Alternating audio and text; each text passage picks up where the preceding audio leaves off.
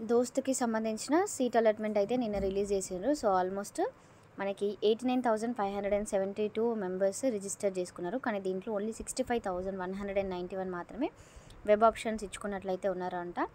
And సీట్లు మాత్రం 60,000 మెంబర్స్కి. అంటే మీరు ఇక్కడ చూడండి, వెబ్ ఆప్షన్స్ పెట్టుకున్న వాళ్ళు 65,000, దాంట్లో 60,000కి వచ్చింది. సో మీరు వెబ్ ఆప్షన్స్ పెట్టుకొని కొంచెం మంచిగా తెలివిగా ఎక్కువ కాలేజెస్ పెట్టుకుంటే మీకు డెఫినెట్లీ సీట్ వస్తుంది.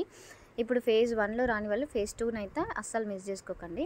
అండ్ ఆల్రెడీ తొలి విడత సీట్లని కేటాయించారు కాబట్టి లాస్ట్ ఇయర్ ఎట్లనైతే చేసిండ్రో ఈసారి కూడా స్టూడెంట్స్ ఎక్కువ మంది తీసుకున్న గ్రూప్ కామర్స్ డిపార్ట్మెంట్. కామర్స్లో చాలా డిమాండ్ అయితే ఉంది. కామర్స్ అత్యధికంగా 21,758 సీట్లు సాధించారు. ఆ తర్వాత లైఫ్ సైన్స్లో 11,005 మెంబర్స్ సీట్లు పొందారని అధికారులు తెలియజేశారు.